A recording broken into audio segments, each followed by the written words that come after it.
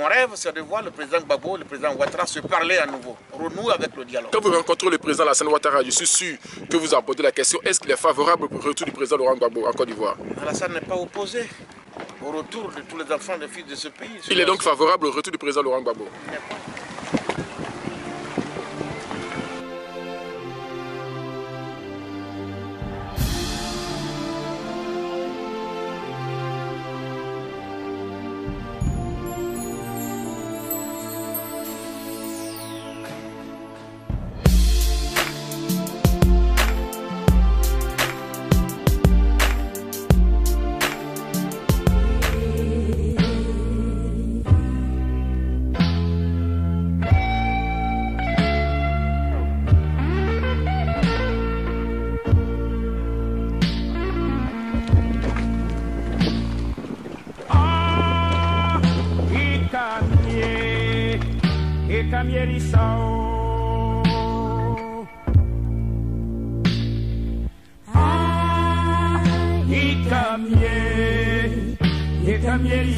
Kouadio Kouna-Bertin Kakabe, votre poste au sein du PDCI, parce qu'il y a eu beaucoup d'écrits sur vous, vous êtes du PDCI, vous n'êtes pas du PDCI, vous êtes avec le président Bédier, vous n'êtes pas avec le président Bédier. Alors, Kakabe, si on peut vous appeler ainsi, quel est votre poste aujourd'hui au sein du PDCI?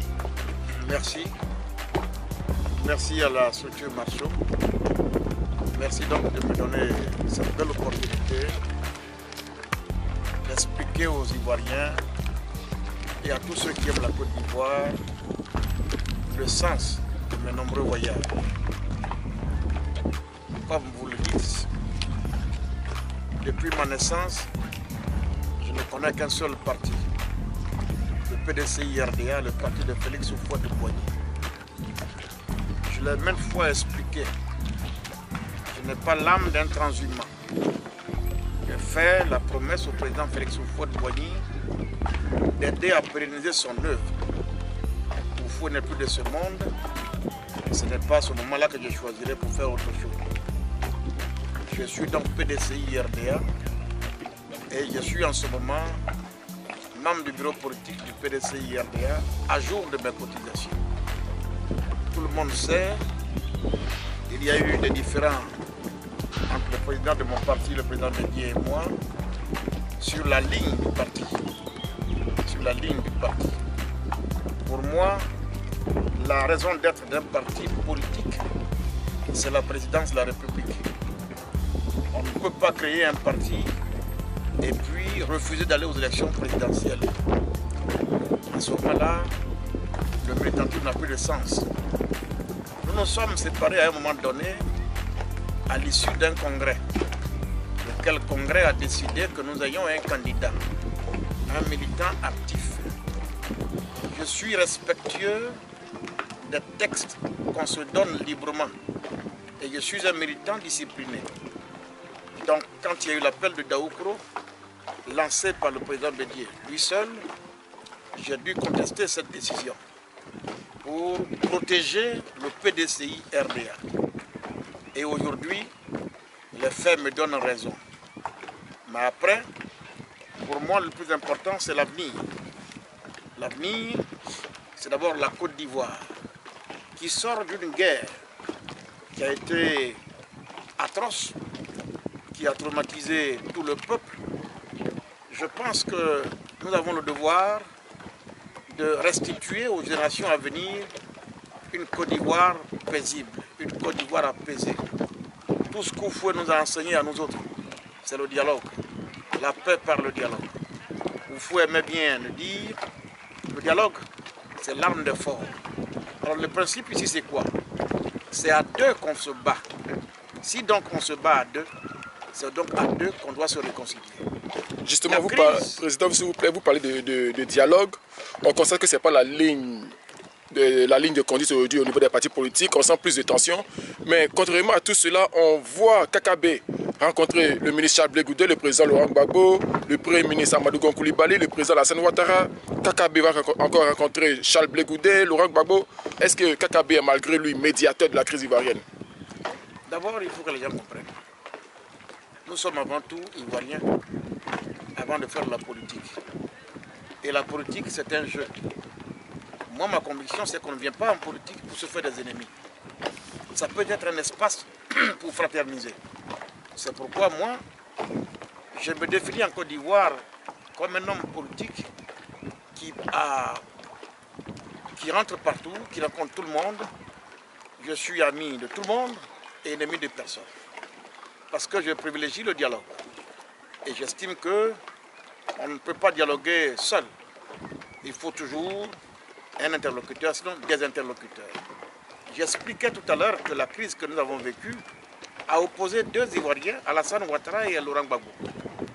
Si donc nous voulons aller à la réconciliation, véritablement, alors nous devons chercher à réconcilier aussi bien le président Gbagbo et le président Ouattara. Devons-nous comprendre par là que les rencontres que vous avez eues avec le président Laurent Gbagbo, avec le président Alassane Ouattara, le fond de toutes ces rencontres-là, c'est de les réconcilier?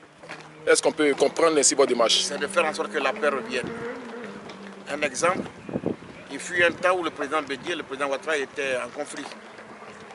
Pendant que Bédié et Ouattara étaient en conflit, les militants du PDCI et du RD étaient aussi en conflit.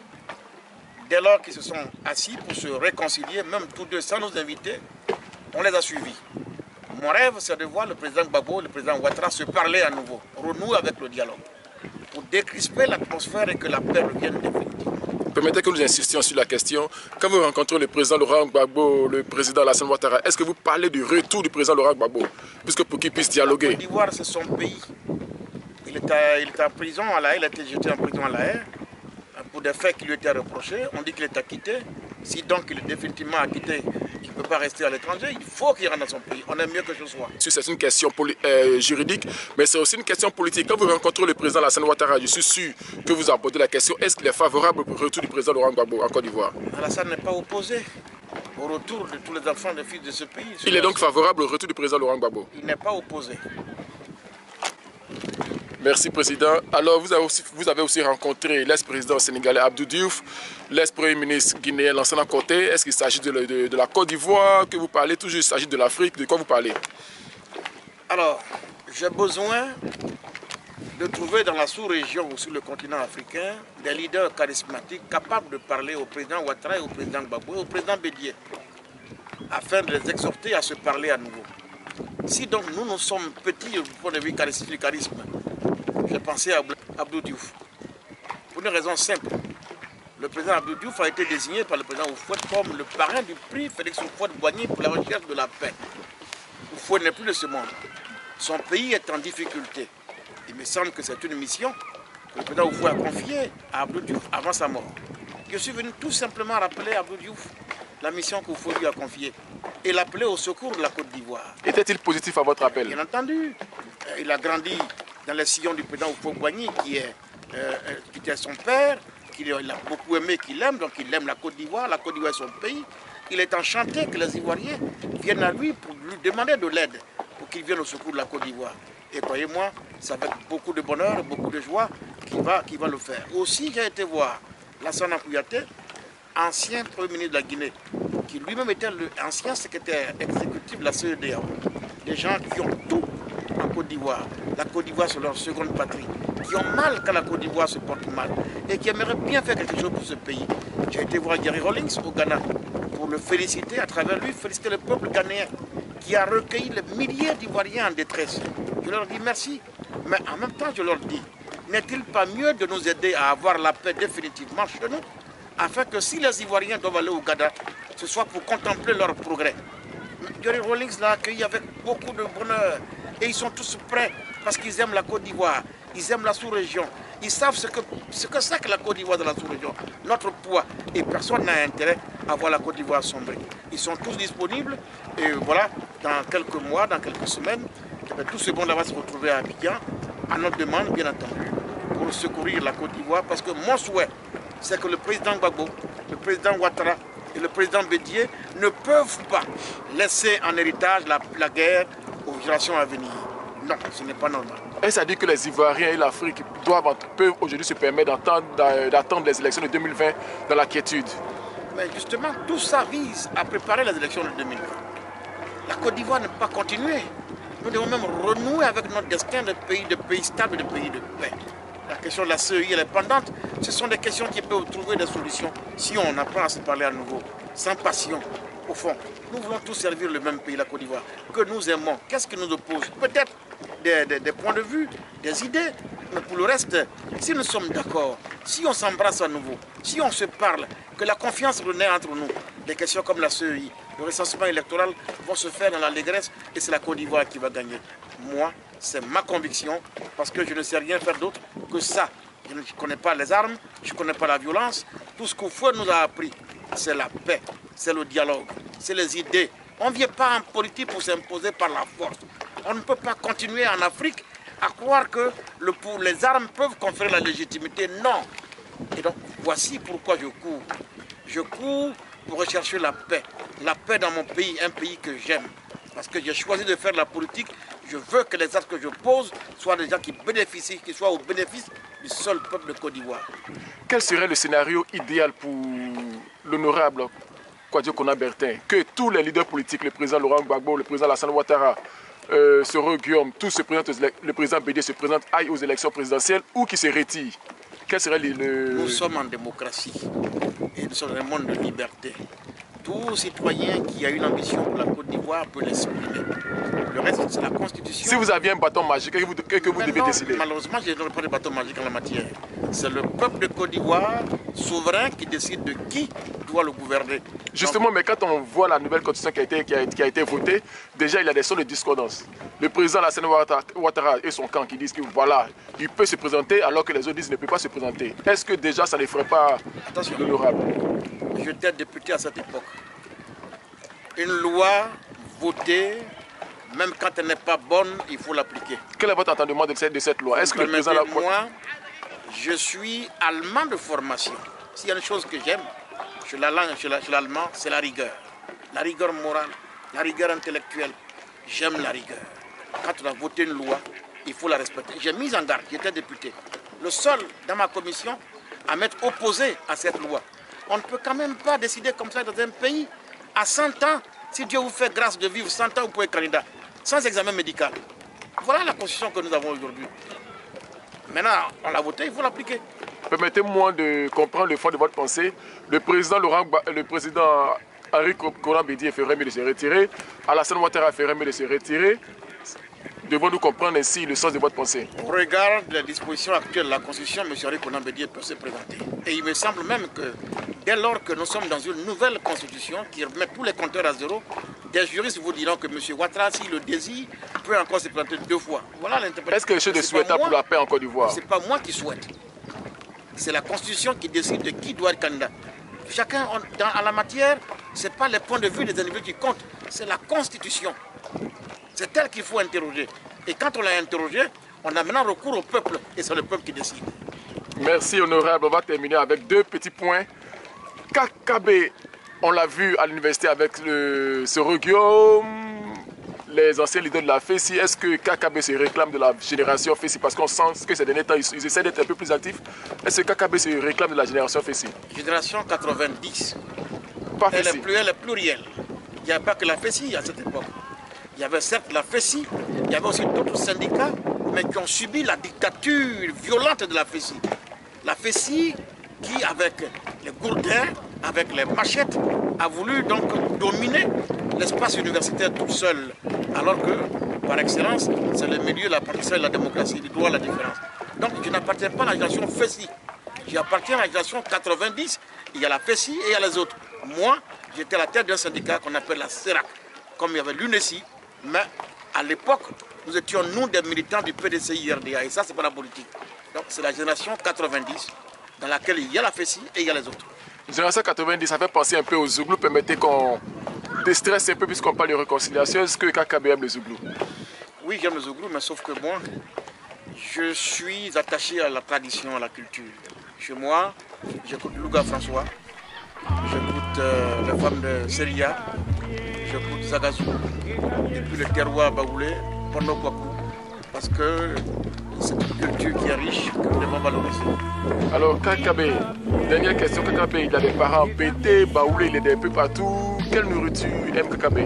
Mon père est baoulé. Il n'aime pas un baoulé, qu'est-ce qu'il aime? Baoulé. Du vin peut-être? Non, pas du vin, le baoulé, il mange l'igname, le foutu igname, ma mère est mignonne. Et ma mère Elle est arrivée à Boukanda avec son mari. Et puis, quand mon père n'est pas là, elle nous faisait manger du riz. Quand papa arrive, il me demande, mais vous avez mangé? On dit non. Maman est fâchée. Mais pourquoi? Elle nous a donné à manger du riz. Parce que chez le baoulé, tant qu'on n'a pas mangé le foutu igname, on n'a pas mangé. Donc un bon baoulé, d'abord c'est l'igname. Mais comme c'est la mère qui donne les habitudes alimentaires aux enfants, finalement, j'adore le foufou. Le foufou banane. Voilà mes repas préférés. Merci, honorable. Un dernier mot à l'endroit de tous les Ivoiriens. Je dis aux Ivoiriens la chose suivante. Oufou n'a eu qu'un seul rêve. Bâtir une nation. Une et indivisible. Elle est composée de plusieurs ethnies. 60 au moins. Sans oublier ceux que nous avons accueillis nous-mêmes librement. Mais c'est ça qui fait cette diversité notre première richesse. Mais nous ne devons jamais perdre de vue que nous avons accepté de vivre dans une communauté de destin. Le malheur de Yacouba doit être le malheur du Sonofo. Le bonheur du Baoulé doit être le bonheur du Bété. Arrêtons de croire qu'on ne peut s'affirmer que par la tribu. Ce n'est pas possible. Allons-y à la nation. Allons-y à la nation. Aimons-nous les uns les autres comme par le passé. Apprenons à revivre ensemble. Tuons la méfiance. La politique, elle est faite pour servir le peuple, pour améliorer la vie. Mais si nous devons améliorer la vie, il faut d'abord que nous la protégions. Or, c'est Dieu qui donne la vie. C'est à Dieu seul qu'il appartient de prendre la vie à qui il veut, quand il veut. Nul n'a le droit d'ôter la vie à son prochain pour ses opinions politiques. Nous sommes des frères, apprenons à fraterniser, c'est encore possible. 2020 arrive, regardez nos voisins ghanéens. Aujourd'hui, c'est comme un jeu, la démocratie au Ghana. Même au Burkina, c'est comme un jeu. La Côte d'Ivoire ne peut pas continuer d'offrir ce visage au reste du monde. Nous avons du travail à faire. Remettre nos enfants à l'école convenablement, leur trouver du travail sur leur sol. Nos enfants qui ont été à l'école, qui ont des grands diplômes, qui ont atteint 40 ans et qui n'ont jamais travaillé, qui doivent pourtant aller à la retraite à 60 ans. Voici les défis qui attendent la Côte d'Ivoire. Voici les défis qui attendent la Côte d'Ivoire. Devant ces défis-là, on n'a pas de temps à perdre à nous quereller inutilement. Non, il faut qu'on comprenne que la paix est indispensable. On doit se retrouver. C'est ma foi, ma conviction. Je suis pessimiste, je suis optimiste plutôt. Je crois à l'avenir de ce pays. Merci honorable pour ce message de paix, pour cette démarche de paix. Et puis, sachez que vous avez tout le soutien des Ivoiriens, je le pense, et surtout de la structure Max Show, parce que la paix, nous la recherchons tous. Merci infiniment. C'était Max Show depuis le Danemark. Merci infiniment. C'est moi qui vous remercie.